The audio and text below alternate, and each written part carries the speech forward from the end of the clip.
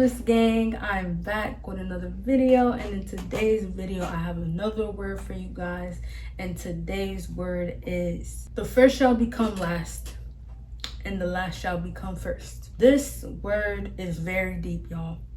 The reason why it is deep is because it involves people that we have to love from a distance, which could be family, ex-lovers, ex-friends, that sort of nature, right? You have seen so many things in this life that you never thought that you would see. At a very, very young age, you've been through a lot. People have done you wrong when all you had was good intentions towards them. I want you to think about it like this. So in the Bible, it says you reap what you sow, right? And these people are about to reap what they have sown. And God wants you to stay out the way. Okay? Some of these people may want to contact you, or they may contact you. They may come around, but you need to keep your distance. Why? Because this thing that God is doing in their life is either gonna make them or break them. It's either gonna make them better or bitter. Okay, that's the word right there. It's either gonna make them better or bitter. Okay, because at the end of the day, these people still have free will, right? I want to preface this by saying God, he's not an unjust God. Okay, I want you to look at it like this, right? When you were down and you were saying, God, what's going on? Like, why haven't they reaped what they have sown? Why haven't they gotten their karma yet? I want you to realize that God sees more than you. I want you to realize that God sees their hearts and the things that they are battling with and the demons that they are battling with. God sees it all. He sees the very strings of your hair, to everything in us, right? And the reason being is because God was having mercy on them. Why? Because it's about to hit really hard. And it's sad because when God gave me this revelation, I was like, dang, like God is really about to wreck their world for how they have not only treated you, but others out here. Because trust me, it wasn't only you. Maybe they did it worse to you, but it just wasn't only you.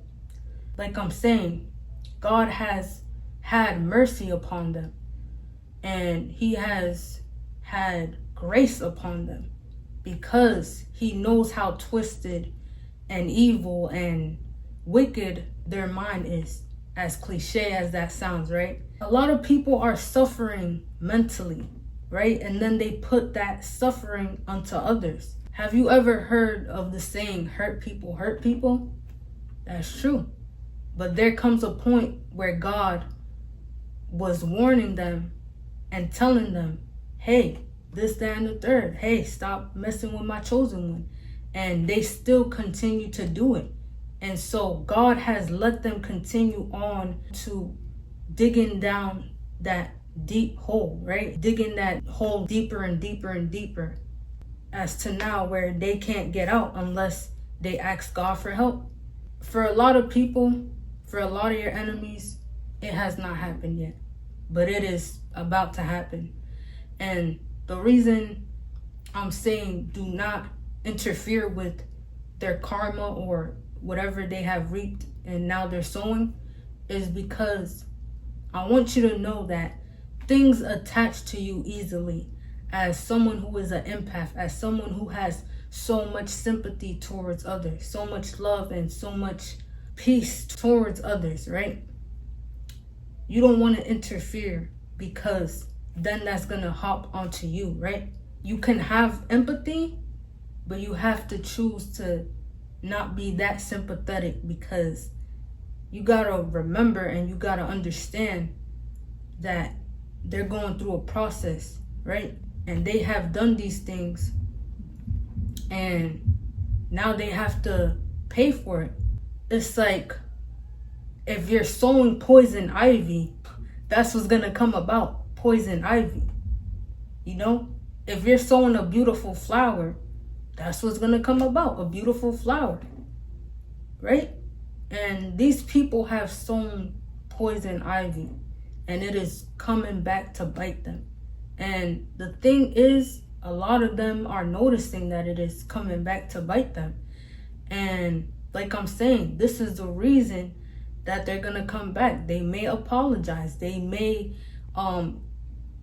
try to talk to you or try to gain your energy in some type of way or form, so they won't have to go what God is putting them through, right? Right now, it is not the time to play God for them. Right now, it is the time to let go and let God. Let God be God. Because, like I'm saying, if you interfere into that, it's not going to go well for you. And it's sad because God has given them so much time, right? God has given them so much time to the point where at this point, you can't blame God. You cannot blame God. You cannot be like, oh, I'm going through this because of this or because of... Nah, you're going through that because of you. Because that's how the world works. You know, it's like a cause and effect. If someone causes something, it's going to affect something, right? Even if it takes years, months, weeks, you still have to pay for what you have done. And a lot of these people thought that they were smarter than God. I want you to know that the brain of a toxic person or a narcissist is deeply, deeply, deeply delusional. Okay? So they think that they're just doing things to do it. They don't think that they're like any other human. And when I say that, they don't think they're like any other human in any circumstances. It doesn't matter if it's good, bad, or whatever. They just think high of themselves in a delusional way, though. And this is where it gets twisted, because they think that they're not gonna go through suffering because they think that they're smarter or they move more wiser.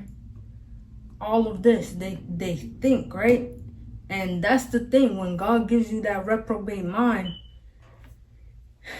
you're bound to your delusions, right?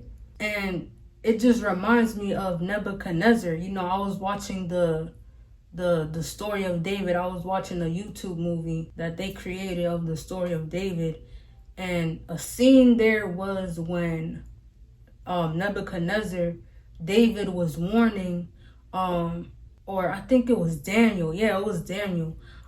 Daniel was warning Nebuchadnezzar of the misery that was gonna happen in his kingdom, right? And Nebuchadnezzar, he didn't want to heed to what Daniel was telling him. Daniel was telling him the dream he had and what that dream meant, right? Or the dream that Nebuchadnezzar was having and what that dream meant. And he didn't take heed to it. And then Nebuchadnezzar, he went in the wild and he became just like a wild animal. And he started doing what the wild animals do. And he started to lose that humanly conscious, right? And that was for 7 years. So Nebuchadnezzar was stubborn for those 7 years. But eventually Nebuchadnezzar gave his life to God. He went back to his kingdom and all of that. But by the time he had went back, there was a new king. That's the very essence of what's going to happen to the narc or these toxic people or the people who have betrayed you, is that they were so high, right? They were feeling so high that now they have to come low. Like I'm saying, the first shall become last, the last shall become first. Because the last who are becoming first have stayed humble, have stayed in a good spirit, have stayed not doing the things that the narcs and all of these people were doing to them, right? They could have. And that's the thing, is like these, like I'm saying, these narcs and these toxic people are gonna go through the same thing Nebuchadnezzar went through. Like I'm saying, it's either gonna make them better or bitter. And the thing about it is, God, he doesn't want none of this to happen. But God is looking at our souls. And eventually he wants us to enter the kingdom of heaven. But how are we going to do that when he gave us a life that, we're not really living to please him or things like that, right? We're just using it for evil, betraying and doing all this negative, horrible stuff to each other, right? Or should I say them to us, these toxic and narcissistic people to us. And the thing about it is, Nebuchadnezzar, he went crazy. He acted just like the ravenous wild animals. In the movie, he was literally acting like an animal, like a tiger or like a Chewbacca. I was like, dang, like that punishment hit him, because like warning comes before destruction. And these people have been warned so many times, but they're so prideful and so egotistical that they can't see themselves going through what the warning that we have been given them. They can't see themselves in that manner. The reason that they can't see themselves is because of their pride. They can't see themselves that way because of their pride. Their pride lies to them and tells them, hey, you don't have to go through this. You're not going to go through this. It's all a state of mentality. It's all this, that, and the third. But no, it's going to happen slowly but surely. Just like this. It's not just going to happen like that. Like I'm saying, it's going to happen slowly but surely. Because they have to learn. And not just learn, but they have to go through what they put you through. Because that's the law of life. That's the law that God has placed on this earth. It's like you reap what you sow. That's exactly what that means. It's like if you cause this person to feel like this, you're going to go through that too. Maybe not in the moment. Maybe not tomorrow. Maybe not next week. Maybe not next month. Maybe not next year. But it's going to come to you, okay? And it's going to come to you when you don't even realize it. And it's going to come hard, okay? And like I'm saying, that's what's going to happen to them in this season. Okay, y'all? And it's sad because it's not like God didn't warn them. Their pride, it's just congested them. It has just congested and taken over them so badly to the point where now God has to intervene. And he's putting them to sit down. Like, he's putting them to a stop. They think that life is just peaches and cream, or the laws of life does not affect them, and it's gonna affect them even harder. And like I'm saying, y'all, pray for them to be safe and all of that, because what they're about to go through is not gonna be easy, especially within the mindset that they have. They're already suffering and all of that. They've had it good, you know what I'm saying? They've had their sins past and all of this, and nothing has really been happening to them. But now it's come to a point in God's attention where he's just like, okay, yeah, now is the time. And the thing is, a lot of these people might be clueless, but a lot of them might know, because it's a feeling, right? It's this overwhelming feeling that you get, like, oh yeah, that's God. God is undeniable, okay? Like, when you feel God, it's an undeniable feeling. And these people can't shake that feeling off that they're feeling. They have never felt this before.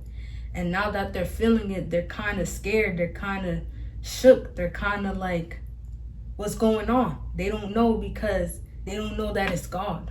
They don't know that he has come to judge them. Lord Jesus. God has come to judge. Okay? Like I'm saying, the last shall become first and the first shall become last. And God has come to judge these people. Okay? And it's for their own good, whether they look at it like that or not. But they have to pay for what they have done. And it's just as simple as that. It's sad, but it has to happen. Now, later, whenever. It eventually had to happen, right? It was bound to happen. But yeah, y'all, that's really all I have for today. Like I always say, stay real, be real, because once you are the realest, you cannot go back to the lies. I'm gonna catch y'all until next time.